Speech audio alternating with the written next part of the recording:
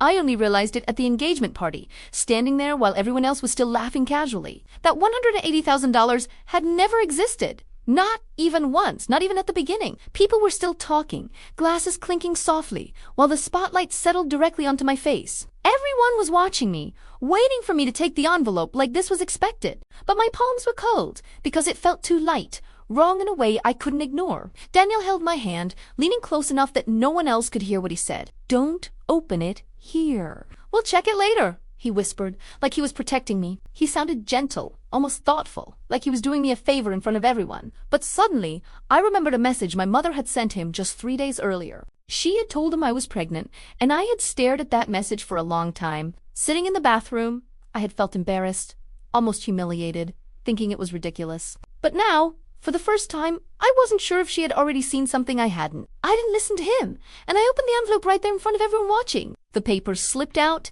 and the room went quiet for a second. Just a brief pause. It wasn't 180,000. Not even close. Not even anywhere near that number. There wasn't even 10,000 inside, just thin paper and something folded between the sheets. I hadn't even fully opened it when someone nearby whispered under their breath, barely audible, "That's an IOU, right?" I slowly unfolded the paper, smoothing it out so everyone could see what was written clearly. It said $170,000 to be paid over 10 years, no hesitation, no shame. I didn't speak immediately. I just looked at Daniel first, watching how he reacted to it. He looked away, avoiding my eyes, and it was the first time I had ever seen him do that. Something in me went cold instantly, a kind of calm that even made my mother pause. She just asked one question, simple and sharp. "What about the house?"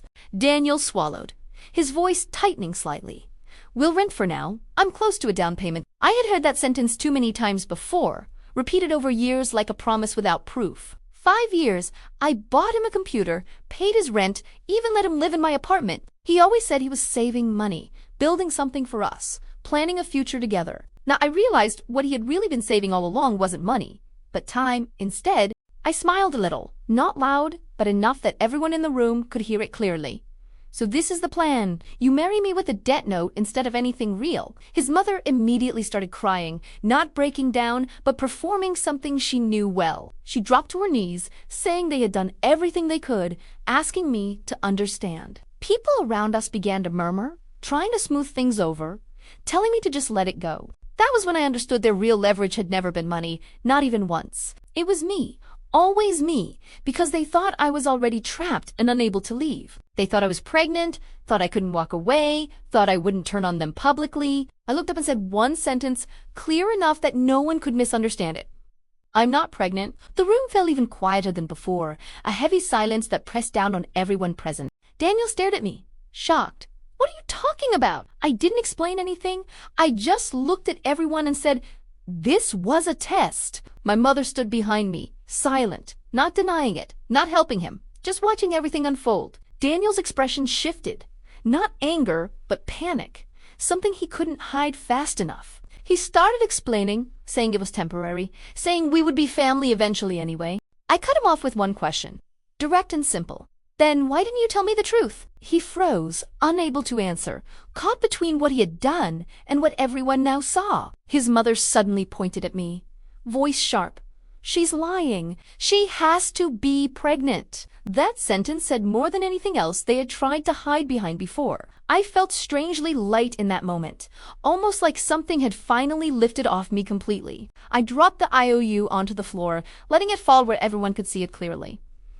This is over. The entire room went silent again. No one stepping in this time, no one trying to stop me. Daniel grabbed my hand, tightening his grip. "Don't do this!" I looked at him, and for the first time, he felt like someone I had never known before. "You're not broke," I said quietly, steady enough that no one could interrupt me now. "You just thought I was easy." His hand slowly loosened, and in that moment, I knew everything between us was finished. Not because of money, but because he had always believed I would never actually leave him. What happened after that was simple, almost routine, like something already decided in advance. They refused to leave, even moved into my apartment like they had every right to stay there. I called the police directly, without hesitation, without giving them another chance to explain anything. When the officers arrived, his mother was still shouting, claiming we were family, claiming it was theirs. I didn't argue, didn't explain, just handed over the property documents and waited quietly. She stopped talking immediately when she saw them, like everything collapsed in that second. It ended quickly. Compensation settled. They were removed.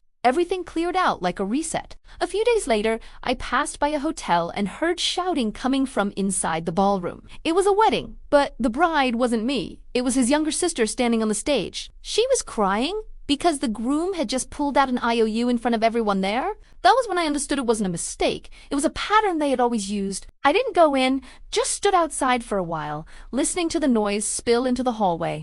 Then I turned and left without looking back.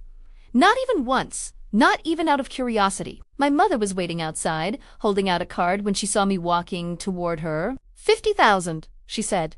Calm and steady.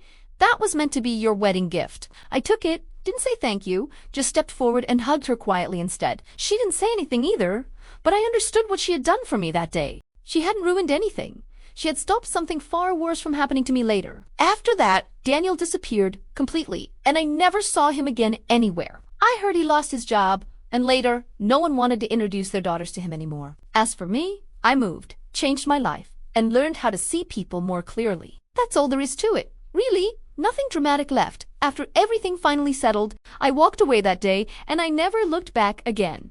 Not even once. Thinking about it now, it still feels a little unreal, almost ridiculous in hindsight.